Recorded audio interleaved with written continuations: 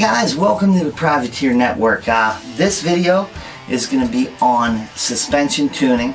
Now we're going to show you a little bit about the clickers on your forks and shock, the high speed, low speed, if you have that. We're going to teach you a little bit about setting a sag, and a couple things that you need to do before you do this, before you decide to get the suspension right, and you don't necessarily have to have a company do your suspension for thousands of dollars. You can get it really close with clickers and setting a sag, changing stuff. But before any of that, what you need to do is ride the motorcycle. Make sure your handlebars are where they need to be. Make sure your levers are where they need to be. Make sure your brake pedal is where it needs to be. Your shifter, everything. That's going to change your weight on the motorcycle. It's going to shift it forward and back. And if you go set your suspension up and then all of a sudden you change your handlebars, chances are it's going to feel different. You know what I mean? And so again, you want everything set to where it's going to stay. Another thing you want to do is you really need to find the place when you're testing this, like I show you here in a little bit. Ride the same spots over and over. You can't go to different spots and ride and say, oh, it's still doing this. You can't tell. It's impossible. You gotta ride the same stuff. And if it's give and take. You're gonna feel that changing this is gonna make this not quite as work quite as well. Moving that's gonna make this not work quite as well. Another thing, a lot of people get a kick in the back end. They go, oh, my rebound on the shock's too fast. That's not necessarily true. It could be the forks, it could be the compression on the shock, it could be the rebound too slow on the shock, it can be a lot of different things. Different things can make that kick, So I'm going to try to give you some of my knowledge here through this video. I suggest, if you're going to have your suspension done, to call a company like PR2, Pro Action, George Quik, Factory Connection. They're amazing. Me myself, I'm a PR2 guy just because Chris Dorham, the owner, is one of my best friends, you know what I mean? And that's who I go with. But again, you gotta try stuff. This is all, it's all testing. Like I told you in that video about practice, testing. Testing means so much. You got to keep trying and trying. It's the only way to get stuff to work better and know what works better and what don't. So, okay, now here we'll see you in the shop here in a second, and we're going to go over some stuff about the clickers, about the shock, about setting the sag, and a few other things to help you get the idea of how to do this. Okay, we'll see you in a second. Alright guys, the first part of working on the suspension, we're going to work on the top clickers on the forks. Okay, now I'll show you my forks. These forks come with the air releases on them. That air, man, release it every chance you get. You should release it every time you strap the bike down, every time you ride. That's causing more resistance, when the front end's trying to work. Another thing about suspension, when you put your front axle on, okay, snug the axle down. Don't tighten it tight. Don't tighten the pinch bolts. Collapse the front end a couple times, then tighten the pinch bolts, because if that binds the axle, it'll hold the forks from working properly. It'll have resistance again. They'll be bound. So on this bike, my top, or the clickers on the top are the compression. Now underneath the fork, you take a little rubber cap out, and there's a clicker down there. And the clickers are brass screws in the center of the fork, you know. The ones on the bottom are rebound. Now the shock's going to be the same on this bike also. The top's compression, bottom's rebound, okay? Now, I'm going to show you a drawing of what the top of the fork cap will look like and where the clicker's at. Okay, this is looking down on the top of your fork. You know, this is gonna be the fork cap. Now on the outside here, you have your air bleeder. You know, you just loosen that up and you'll hear it. Psst. It's a brass screw. Tighten it back down, and then the clicker is going to be right in the center of the cap. Now the cap has a built-in nut on it, so when you're tearing the forks apart you can take the caps off.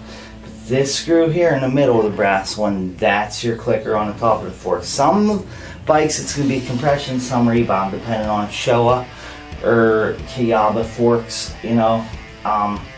So again, the center is your clicker.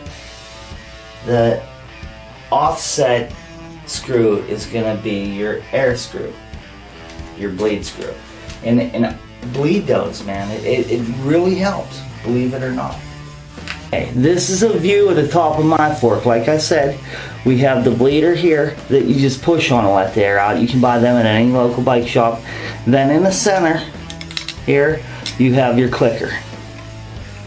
Okay, now, looking from the ground up at the bottom of your fork, this is going to be the outside of the diameter of the fork tube, and then there's going to be an indentation for a socket. Instead of a bolt, this is set up for like a Allen head, okay, to go in this hole. Inside that hole is the brass screw that's going to be your other clicker, okay. Now when I say clicker, you're going to turn these things, I think they go like a quarter turn, and then you'll hear it click, click, click, click, click. You know what I mean? When you turn it, it'll be like click, click, click, click, click. You'll hear it. When you're turning your adjusters on the forks or shock, your clickers, right down where it was set at, turn it all the way in and back it out. Count them on the way in from where it's at. Usually stocks right around 8 or 10 or 12 on each one, you know. So that's always a fair place to start at if you don't know where to start.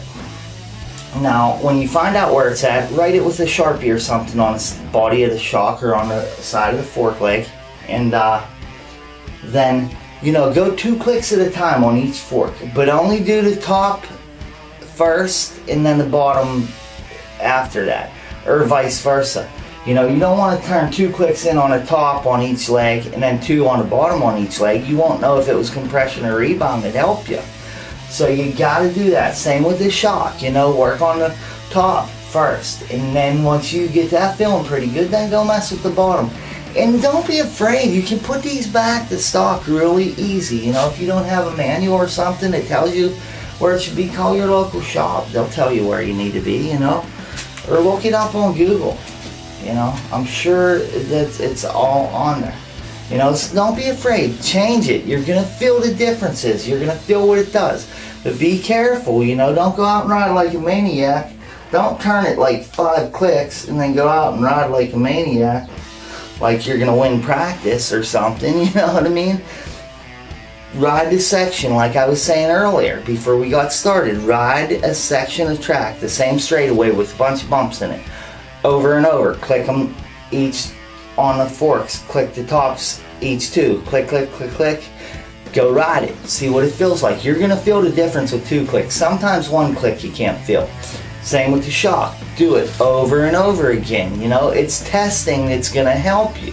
That's what's going to help you learn what's doing what and what feels best, you know. And remember, like I said in the practice video, just because sometimes things feel different don't mean that they're working right. Don't be afraid to put a stopwatch on. You have a buddy there, or a girlfriend, or wife, or whatever, a mechanic with a stopwatch on you. See what the time changes. You know, have them watch your bike. Have them watch and see if your bike's staying level and the, you know, forks and shock are working, but, you know, the seat's staying level across the bumps, you know.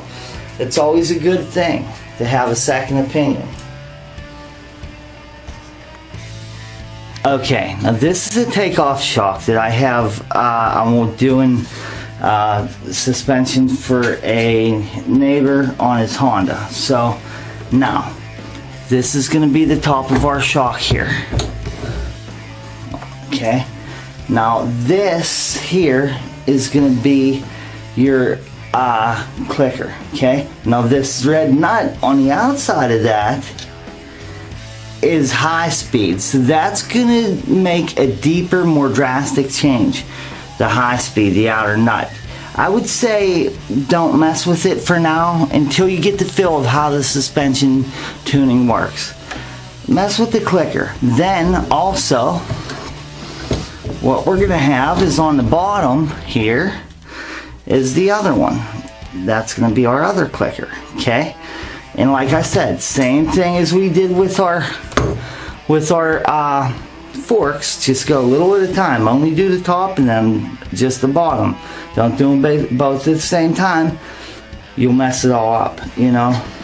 Now, next thing, set the sag. What you want to do is find 2 points on the bike. The center of the axle I always use, and then I put a magic marker mark on the fender, the rear fender.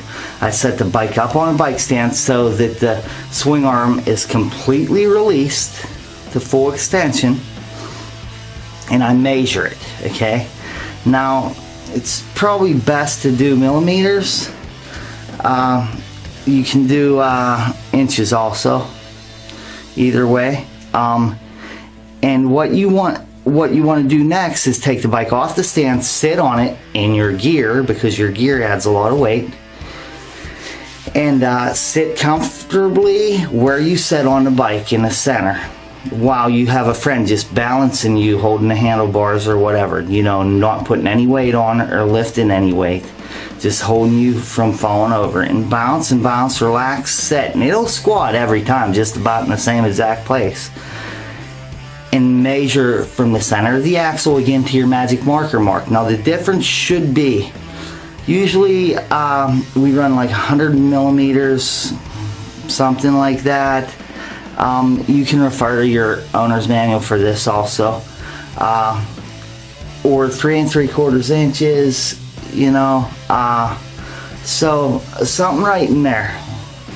Now, you know, some people like in the mud races, motocross, because the mud sticks to the bike and makes it heavier. We would wind our springs up and make it a lot stiffer, you know what I mean? So then when the mud packed on, the bike worked good still, you know what I mean? So now this is a lock ring on the outside, on the upper part of the spring. Okay, then right below that is a tab ring that's gonna loosen or tighten to compress the shock. Then lock your nut ring back up against it after you change it some, you know. Take a measurement, remeasure it on the stand, remeasure it sitting on it. You got to do it a couple times. It's very important that you do it a few times, you know. So that is basically the best video I can give you on how you want to do this. And again, when you're doing all this, ride the same spot over and over, same spot, you know. Alright guys, that was our suspension video. Hope that helped you out. Remember, you gotta keep just doing it over and over and over again until you're blue in the face, you know. It's the only way to get it to work. So I hope this helped you. Again, thanks for coming and checking out our videos here. Please make sure you subscribe, share us on your social networks, share this video, and you know, tell your friends, man. Let's get this thing going. And definitely, man, send me some info on a page, you know. on the feedback part, and just tell me if there's something you just want to know about, something we can help you with. Let me know, okay? That's what we're here for. The Privateer Network. We'll see you soon.